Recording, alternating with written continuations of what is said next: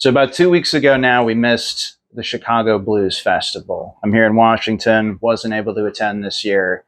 But the thing is, you can't really disassociate blues music from great food when it comes to Chicago. And so we're going to be smoking a pork tenderloin today that you can feed to all your friends, whether you're having a party, block party, little jam, cookout, get together, whatever it is. It's always important to be able to make great food with great music. So check this video series out. We're going to show you how to do the whole thing. So pork tenderloin is one of the cheapest things you can possibly get per pound. And that's a great reason to get it when you're feeding a whole bunch of people. So first thing we're going to do is we're going to cut this right in half. You can leave it whole. You can certainly put it on a smoker or a grill whole, but it's a lot easier to manage when you do it in sections. So the first thing is we're literally just going to cut it right in half. And because we're only making the pieces manageable, don't worry about getting it absolutely perfect. Doesn't make any difference. So first thing I'm doing, taking the loin sections out of the bag, and they are completely injected with this saline solution. Okay, so we're going to go ahead and get a bunch of that out. We're going to rinse the meat. This is just cold water. We're going to clean the sink out really well when we're done here. So I rinsed off one section. The sinks were clean before we started. Do the other one.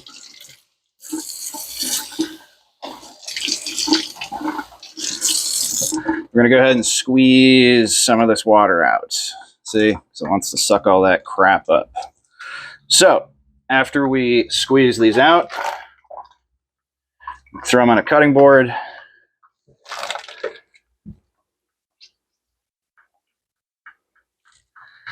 There we go.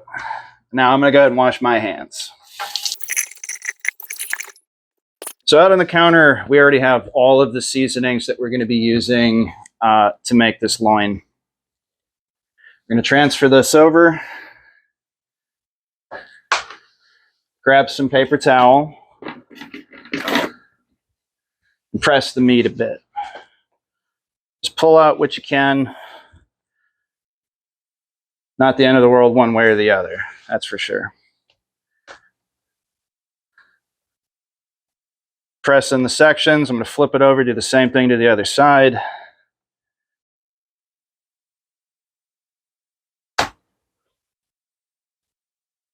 Okay, so now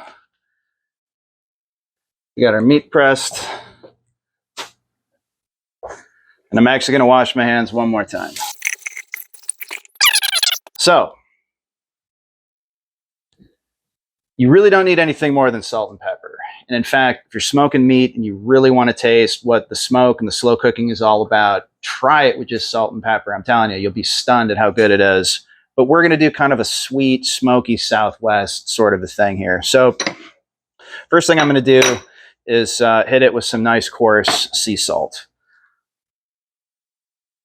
And here's the thing, by the way, I don't measure anything, nothing. This is completely visual for me.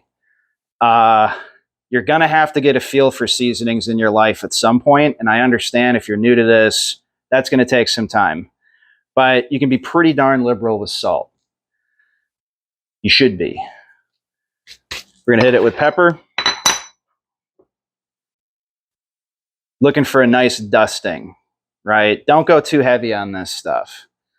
I actually used to live with a guy that had said to me once, you can never put too much black pepper on something. We didn't agree on that. Okay, so we got our salt and pepper down. We're going to add garlic powder.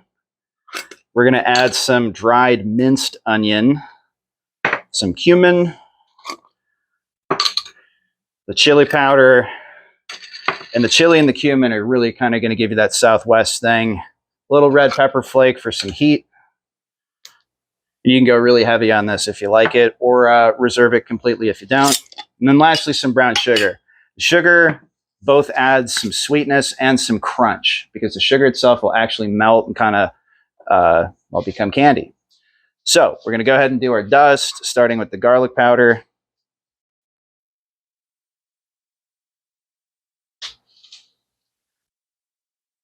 Okay. Same thing with the minced onion. The minced onion might run around a little bit on you. That's okay. At the end of all this, we're going to pack everything down. You'll see what I mean by that. We're going to have to sweep the floor. That's just how it goes. We're going to have to clean up the counters. That's how it goes. So don't worry about it at the time. Just clean it up later. Here's some cumin. The thing about cumin is it is extremely possible to overdo it. You want some of this in there to, again, give you that Southwest kick, but don't go too heavy on it. Chili powder, kind of like the pepper, you're just going to go by eyeball.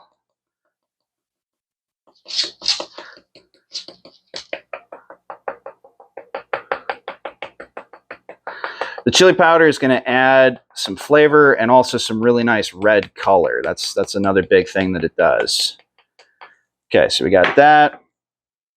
Got some red pepper flake. This is really to taste. And by the way, pepper gets hotter as you cook it, I always find. So just, kind of remember that. And lastly, our brown sugar. All right, now this, I'm going to kind of pinch out and sprinkle. But what we're really going to do is pack this on in just a second here, and you'll see what I mean by that. So this is going to give us that smoky, candied, spicy, but savory. It's a really, really, really good blend of spice here on this kind of meat, especially with the smoke. So I'm going fairly generous on this. Remember, sugar burns. So we're going to be cooking this indirectly, you're going to see. So I'm showing you this now because I'm going to do the exact same thing on the other side, which will fast forward that process. But so now that I have this coating of stuff on here, and I don't know if you can see this pretty well, but this is kind of what you're looking for. So again, like I said, I'm a visual cook. I make sure things look right, and that's the majority of what I'm going for with stuff like this. So I'm going to go ahead and really press that sugar in there. There's a bit of moisture left on the meat, even though we toweled it. And that's going to help pull that stuff in. If you'd like to, you could absolutely then wrap this up in saran wrap maybe and let it sit overnight and just let those flavors completely pull in. But because we're going to be slow cooking this, I'm not worried about that. And I'm going to be comfortable just putting these right on after we get the grill set up. So I'm going to go ahead and turn these over. We're going to do the exact same thing on the other side. And once we're done with that, we're going to come back and show you how we set up the grill. So we're going to spend a few minutes talking about this. Okay, so if you're a propane guy, this video is not going to help you. Go ahead and turn it off. Okay, I'm a kettle smoker kind of a dude. Doesn't matter if it's a Weber or not, but I really like this kind of a setup, and we're going to explain why. So first thing is we're going to build a correct fire. And I wanted you to see this warts and all. Okay, so I exclusively use lumpwood charcoal for this kind of cooking. So we smoked a pork loin out here fairly recently, and we have a bunch of leftover chunks of lumpwood. Now, it's economical to reuse your charcoal when possible, but also there's a lot of flavor and aroma in there that we want to get back. This is called a chimney starter. These are actually meant to use a single piece of newspaper, but I kind of like paper bag. It burns a bit longer. I always have it on hand. So we're using that today. The idea is we're filling up the bottom, and then we're going to go ahead and recapture as much of this coal as we can. So I'm going to grab these pieces, set them on the bottom.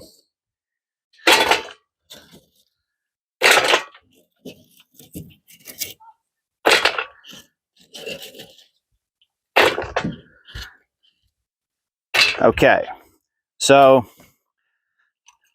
we got some pieces left here in the bottom, and it's up to you to use your head. If your stuff's all wet and gross and weird, go ahead and toss it. But if it's dry and it makes, nothing but sense to take it back, then do that. So we're going to open up the grill all the way. I'm opening the vents in the bottom completely, making sure they're totally free of any obstructions so we can get air in there. Remember, we're getting the grill going. We're not going to leave it like this the whole time. Okay, so I'm going to knock down a bit of that ash. And I'm pretty cool with this. I'm pretty okay with this. So at this point, we're going to return that bottom grill grate. and we're going to top up the rest of our chimney starter. So this bag is just about toast. We got a fresh one we're going to be opening. But when I'm talking about lumpwood, you can see this stuff. These are not your charcoal briquettes. This isn't Kingsford. It's pure wood that's been charred, and it will not have a bunch of like pine sap in it, okay? And so there's reasons that people fear for their health to use regular charcoal briquettes. So just showing you, these are real pieces of wood. Okay, that said, I'm gonna open a fresh bag.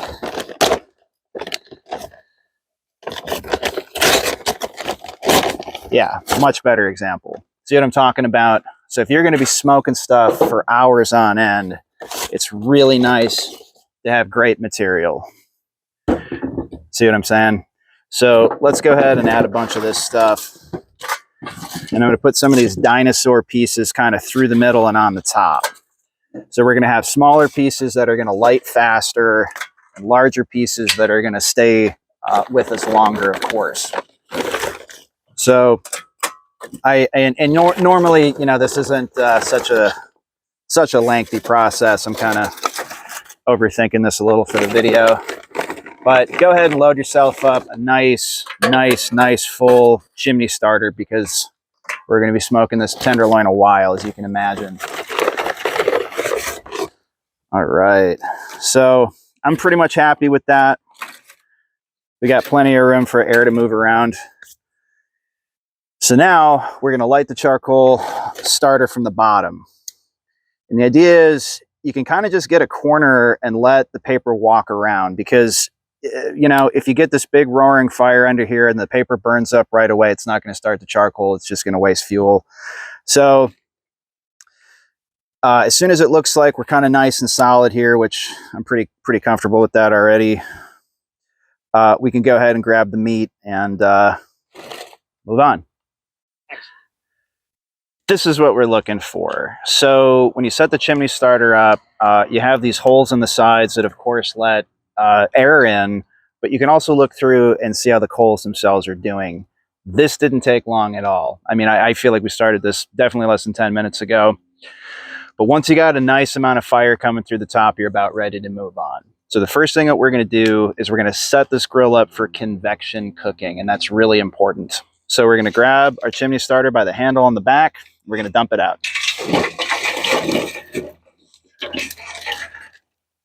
Now you'll notice we put all the charcoal on one side. I'm setting that starter down on some stones because it's flaming hot. I got my patented grill utensil here. And what we're going to do is just shove all this stuff over. All right.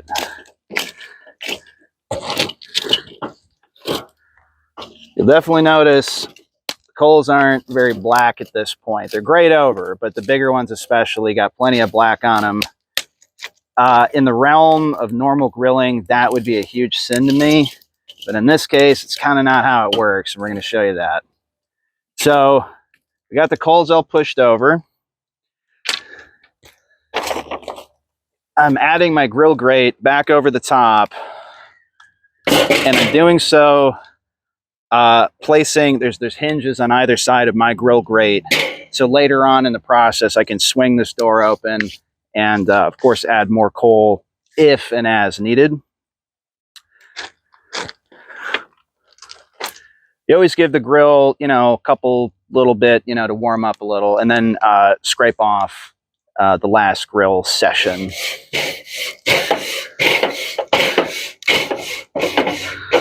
Now, I've heard several times that if you use a metal brush on a metal grill, you're transferring particulates that could be pretty bad for your health. I have no comment on that. I don't know. You'll see that I'm using it.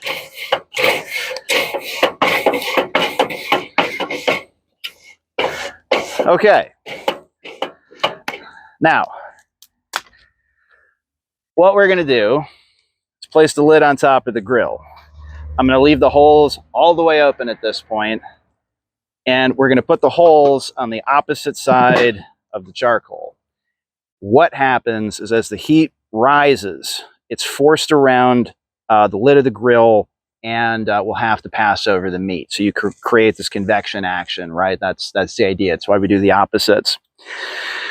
For right now, what we're doing is we're dampening the fire just a little bit by adding the grill top back on. We're reducing the amount of available oxygen, and this fire is going to calm down just a touch.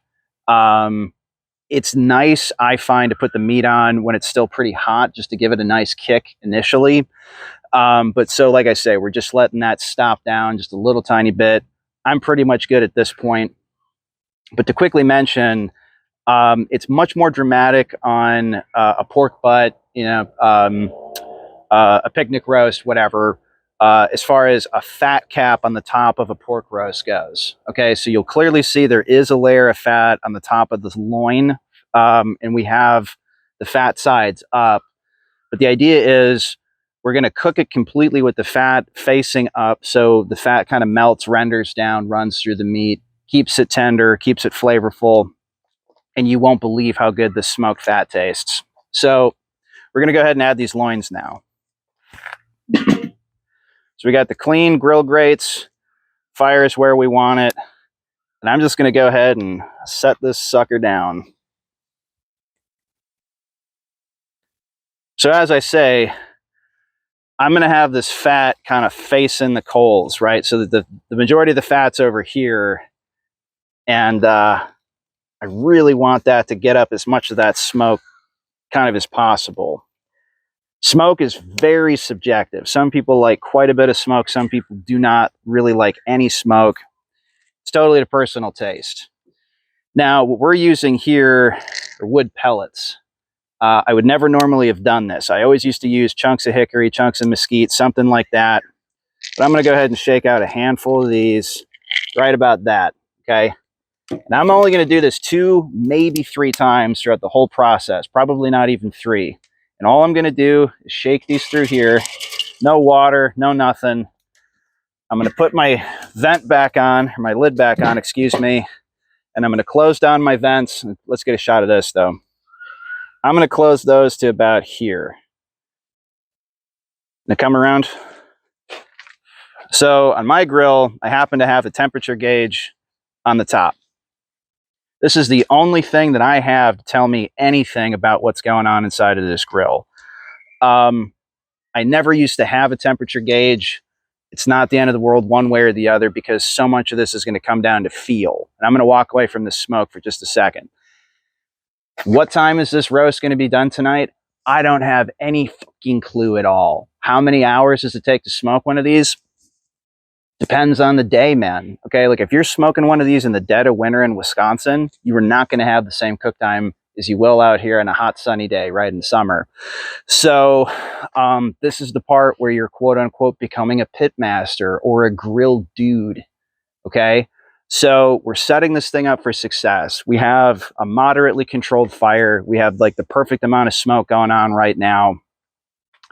And we're going to keep an eye on this for the next many hours. We're going to come back a couple times and I'm going to show you what I'm looking at, what I'm looking for. But you're cooking indirectly with convection heat. And we're going to drop this temperature down sub 300, but not by much. You could cook this very, very low and slow. I don't think you're going to get a whole lot more out of it if you choose to do that. So I'm going to let this fall down to something like 300, probably a little bit less. And I'm going to clean up this lawn, as you can see is required. So come back soon. Just before I started mowing the lawn, I wanted to show you guys this. It's only been a couple minutes since the last video clip and the smoke's gone. And I just wanted to point that out. So when I throw on a handful of chips, it's only going to smoke for, you know, a good few minutes at a time. So we're not looking for this thing to be smoking all day long. Like I say, we're just carefully dosing a very specific amount of smoke. I'd like to know that it was on the smoker, but I don't want to eat something that tastes like it hung in a chimney all day. I hate that. So here we are. It's been a couple hours, a little bit more than 2. Haven't touched the grill, haven't opened it, haven't done anything. Let's see what we got going on. Got a meat thermometer with us. Okay. We've been cooking relatively low and slow. And the majority of the color that we're seeing is from the smoke, right? So we can see got a lot of coal left. And the first thing I'm going to do is go ahead and kind of put that back together. I'll show you what I mean. I'm going to flip open my little access port here. I use my stick to just scrape the coals back together. We still got a lot in there, lots. So even though it's been 2 hours, you know, we still got the majority of the big stuff going. So I think that looks pretty good.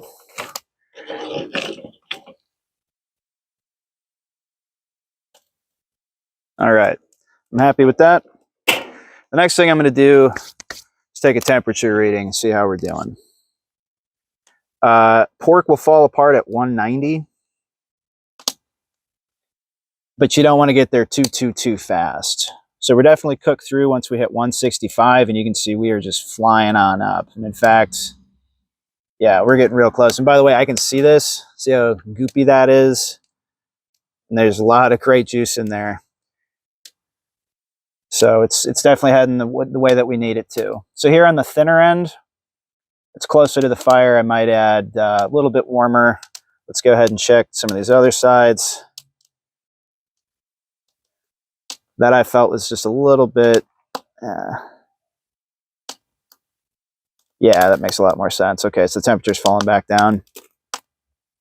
Okay, let's check the other side here. Kind of the same thing. Okay, so like I say, I want to let this get up closer to that 190. We're going to kind of see how the texture is leading up to that point. For right now, I'm just going to raw dog it. I'm going to use my hands. I'm going to turn these around. I never flip them, but I will rotate them a bit just for the evenness of cooking. I think we're actually in really good shape here. These are looking fantastic. It smells so good, man. So I'm going to go ahead and add our second handful. Okay, so like I said in the first one, I don't do an astronomical amount of smoke on this. Okay, so I'm going to go ahead and add my second handful of chips for the day. I'm going to slap my lid back on. And as promised, we were running just shy of 300 up until this point, right? And I apologize. What's going to happen is in your own smoker, in your part of the country, with the fuel that you use in your own style, you're going to have to figure out how to control your vents. And that's really what this is, man. So to learn how to barbecue great, you have to learn how to control fire. That's really what it's all about. And that's why we're going to spend so much time talking about setting up the grill. Because if you set up the grill right, the meat just cooks. Right? That's really what it is. If you build a great fire, the meat will do what the meat needs to do. So you can see that smoke's coming up. Oh, it's just nice and sweet. And we're going to come back out here again in probably, another 45 minutes to an hour and see what we got.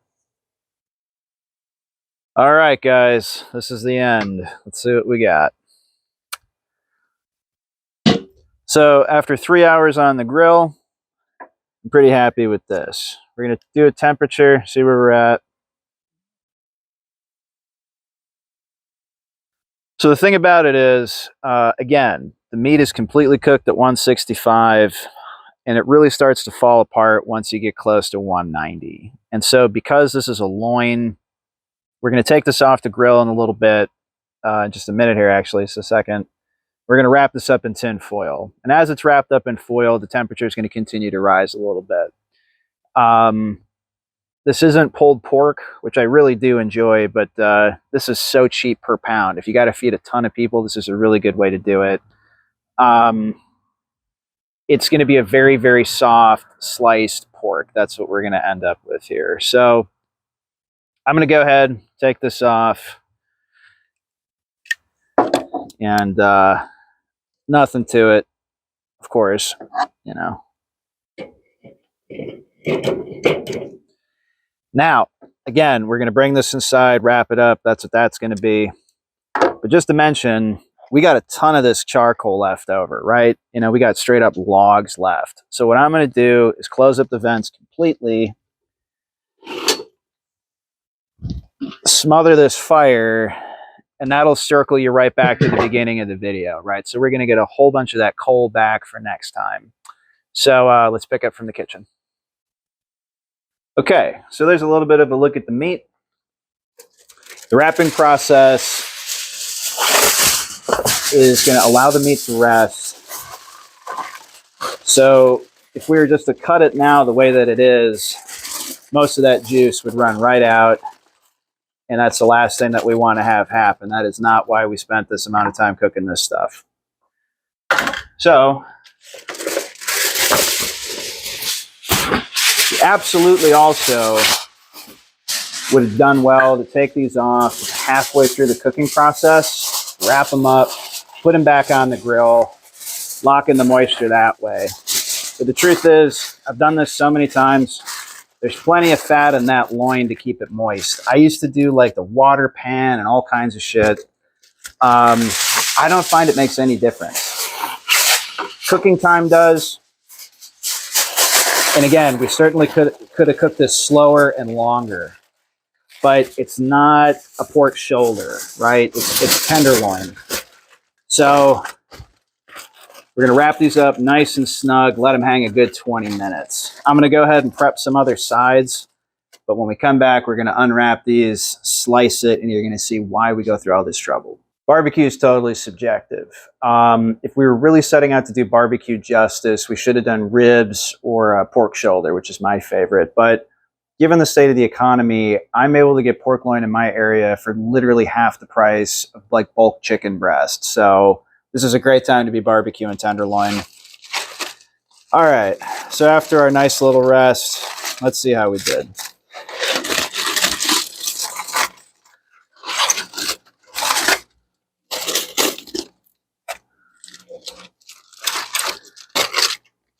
Okay, yeah. So when you start to see the fat split and pull back like this, that's always good news. Again, we could have cooked this much slower for longer. But it's, again, as I said before, it is tenderloin. That's not really what it's about. So I wanted something that would be juicy, very easily sliceable. Doing this with one hand, barely push. Oh my God, look at that. So I don't know if you can see how juicy that is, but this is really what you're looking for. And like I said, I'm not even going to get a second hand in here, but you can see, hopefully, like from an angle like this, just how juicy that shit is. So